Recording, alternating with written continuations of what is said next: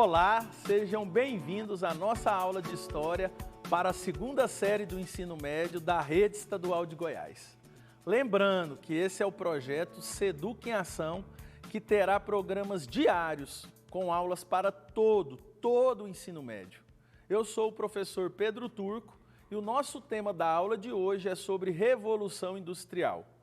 Conteúdo importante para você, estudante da segunda série do ensino médio, e para você que vai prestar o Enem 2020. Lembrando que o Enem foi adiado, ele não foi cancelado, então continuem o ritmo de estudo de vocês, tá bom? Nós já falamos um pouco sobre Revolução Industrial em aulas passadas. Hoje eu vou fazer uma segunda parte sobre a Revolução Industrial para falar um pouco das consequências, né? Queria lembrar com vocês alguns aspectos.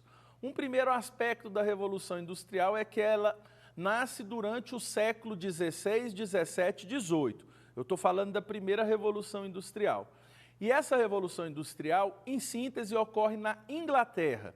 Ela é um processo de transição daquilo que nós chamamos de Idade Média para a Idade Moderna, ou do feudalismo para o capitalismo. Então, essa primeira Revolução Industrial, que nós já falamos em aulas anteriores, ela tem essa conjuntura.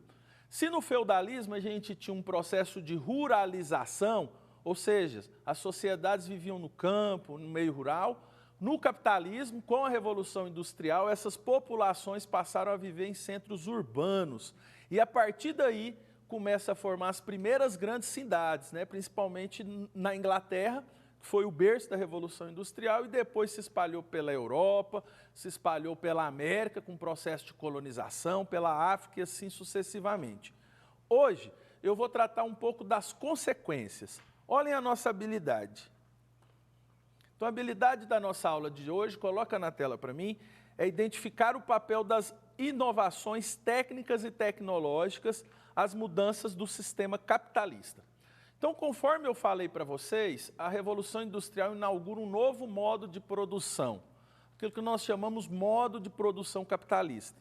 E esse modo de produção capitalista trouxe, junto com a Revolução Industrial, algumas consequências para a história da humanidade. E é isso que nós vamos ver na aula de hoje, tá bom? Preparei uma linha do tempo, das fases da Revolução Industrial, só para sintonizar vocês, né? Então, a gente teve essa primeira Revolução Industrial, que ocorreu na Inglaterra, durante os anos de 1750 a 1785. Tivemos a segunda Revolução Industrial, de 1850 a 1950. Essa segunda Revolução Industrial inaugura aquilo que a gente chama de Fordismo, né? Principalmente nos anos 10, 20 e 30 do início do século XX. Essa segunda Revolução Industrial teve como base o Fordismo norte-americano, estadunidense. E a terceira fase da Revolução Industrial é a partir de 1950 até os dias atuais. Isso aqui é importante. Com o fim do Fordismo, né, aquilo que a gente chama de segunda Revolução Industrial, a partir da década de 50 se inaugurou uma nova forma de se produzir no sistema capitalista, que a gente chama de toyotismo. E o toyotismo, né, que iniciou lá no Japão, nas indústrias Toyota, né, aquelas indústrias de carro, você estudante já deve ter ouvido falar. O toyotismo ele inaugura a partir de 1950, 60 e 70 ele ganha força na Europa e ele se associa a uma nova forma de desenvolvimento do capitalismo que a gente chama de toyotismo e neoliberalismo. Mas isso vai ficar para outra aula. O importante aqui é vocês saberem que a Revolução Industrial e o desenvolvimento do capitalismo foi feito por fases e essas fases foram muito importantes para chegar até os dias atuais, tá bom? Veja, separei uma foto para vocês sabem que eu gosto de trabalhar muito com imagem, separei uma foto dessas primeiras fases da Revolução Industrial. Aqui a gente tem uma metalurgia, né? Um conjunto de procedimentos e técnicas, então percebam como é que eram as máquinas de antigamente. Uma foto bem antiga, deve ser da década de 1910, 1920. Isso aqui já no Fordismo, né? Isso aqui é importante, uma foto já do Fordismo e que mostra um pouco os processos de produção, da segunda fase da Revolução Industrial e um pouco das suas consequências, tá bom? Vejam aí, né? Separei 3 características para vocês perceberem as consequências da Revolução Industrial. Então, a primeira consequência, né, é o longo caminho de descobertas e invenções. Então, a Revolução Industrial proporcionou essas mudanças tecnológicas. Uma segunda, né, a questão da consolidação do capitalismo. Isso é muito importante do ponto de vista econômico. E uma terceira, o surgimento da ideia de nação e os conflitos da contemporaneidade. Isso aqui é muito importante, né? Essa terceira consequência, com o processo de consolidação do capitalismo e com a Revolução Industrial, fez nascer os Estados nacionais europeus. Então, o processo de nacionalização, de criações das nações, como Itália, França, Inglaterra, Alemanha, entre outras, fez com que a Europa, né, se desenhasse no formato que nós conhecemos hoje, da contemporaneidade, da atualidade, etc. Tá bom? Separei outra imagem desses processos, né, que a Revolução Industrial trouxe com a gente.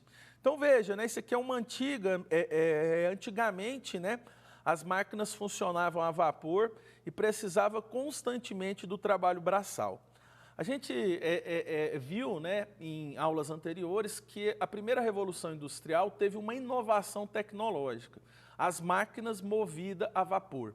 Se antigamente as máquinas tinham tinham tração animal, né, os animais tinham importância no processo de produção, com a máquina a vapor os animais passaram a ter importância secundária e é claro, né, o desenvolvimento tecnológico, a forma de produção, o ritmo de produção foi outro. Então essa imagem traz um pouco desse contexto histórico dessa época da Revolução Industrial, tá bom?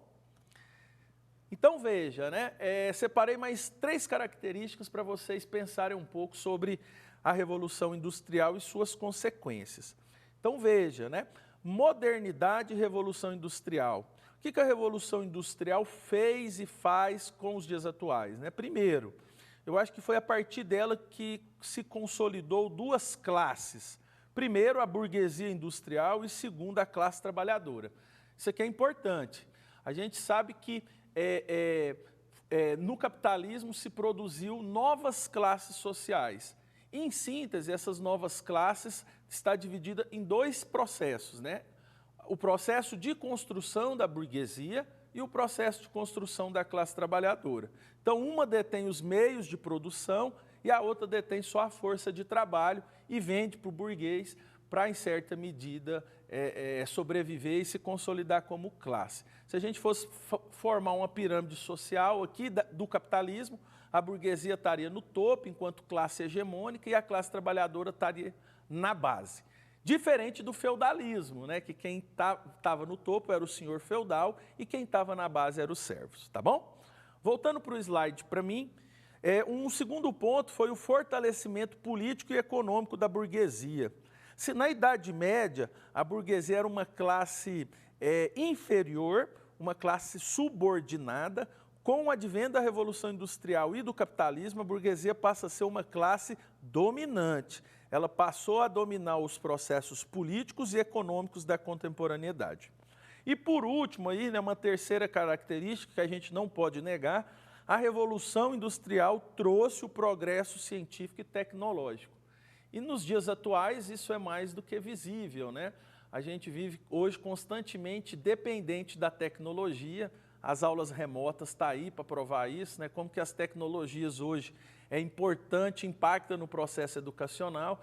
E se há hoje esse desenvolvimento tecnológico e científico, é graças à Revolução Industrial lá do século XVII, XVIII, que veio caminhando, que criou as primeiras inovações tecnológicas, até chegar no mundo atual, que hoje a gente não consegue viver mais sem esses processos, né?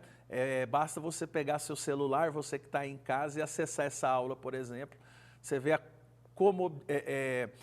a mordomia que hoje nós temos com o advento dos processos científicos e tecnológicos vindos da Revolução Industrial, tá bom? Espero que vocês estejam gostando. Vamos lá. Separei uma questão para a gente fechar a aula de hoje. Essa questão ela é da Universidade de Campinas, Unicamp, e fala um pouco sobre a Revolução Industrial. Então eu quero fechar hoje para a gente fixar esse conteúdo na cabecinha de vocês, tá bom? A questão 1 diz assim, da PUC Campinas. o novo processo de produção introduzido com a Revolução Industrial no século XVIII caracterizou-se pela, letra A implementação da indústria doméstica rural em substituição às oficinas. Letra B, realização da produção em grandes unidades fabris e intensa divisão do trabalho. Letra C, mecanização da produção agrícola e, consequentemente, a fixação do homem à terra. Letra D, facilidade na compra de máquinas pelos artesãos que conseguiam financiamento para isso. E letra E, preparação em aumentar a produção, respeitando-se o limite da força física do trabalhador. Então, a alternativa certa dessa questão é a letra B. Coloca na tela para mim. É a letra B, né? Então, a resposta correta. Com a Revolução Industrial, né, houve a realização da produção em grandes unidades fabris e a intensa divisão do trabalho.